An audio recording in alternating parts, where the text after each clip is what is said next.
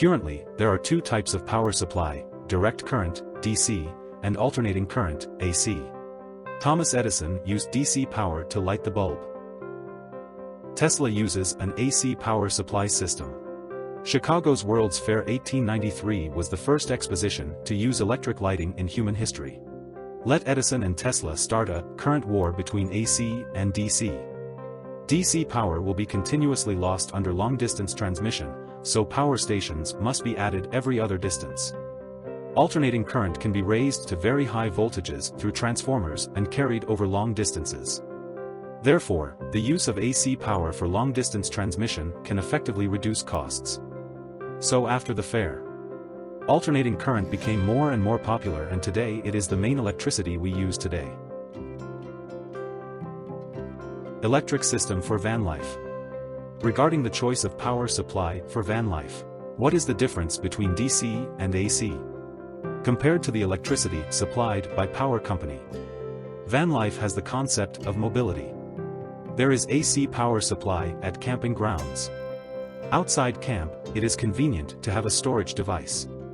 The batteries in all energy storage devices are DC, which can directly supply power to DC appliances. Hence, when you need AC power during van life, an inverter is required to convert DC power to AC. Inverters. Some of the electrical appliances in van life are AC and some are DC. When using AC power, DC power is converted to AC with an inverter. When using DC power, electricity from the battery can be directly supplied to DC electrical appliances. The voltage must be consistent. Regarding inverters, there are many brands and specifications on the market. We must pay attention to the following points in use. 1. Starting current. Power can be converted to AC to support high-wattage household appliances, which are typically larger in size and has higher power requirements than standard automotive appliances. Such high-wattage appliances require a larger starting current than the running current. It is easy to cause instantaneous overload and affect the service life of the inverter. For example, a coffee machine already in operation consumes 300 watts of power. But during startup, it creates a voltage spike of 1000 watts within a few seconds. 2. Efficiency. Efficiency refers to how much electrical energy entering the inverter is converted into usable alternating current. Due to the relationship of the circuit, the energy lost in the inverter link is converted into the thermal energy of the power tube and the transformer. This heat is detrimental to the operation of the inverter and threatens the safety of the device. Therefore, the efficiency of the inverter is not 100%. Currently, the highest conversion efficiency is only about 90%, 10% will be converted into heat loss. 3. Heat dissipation. Inverter contains electronic components for conversion. It consumes part of the electricity due to heat generated during operation. Poor heat dissipation can lead to low performance or even damage. This is challenging for small interior spaces. Keeping it in a well-ventilated environment helps to dissipate heat. This prevents overheating, which can cause device failure or safety concerns. 4. Zero load power. The inverter has a loss of conversion efficiency and has loss during standby. And with the increase of wattage, the standby power consumption will also increase proportionally. That is to say, if a high wattage inverter is selected according to the starting current requirements of the appliance, even if a low wattage is usually used, there will still be a high wattage standby loss.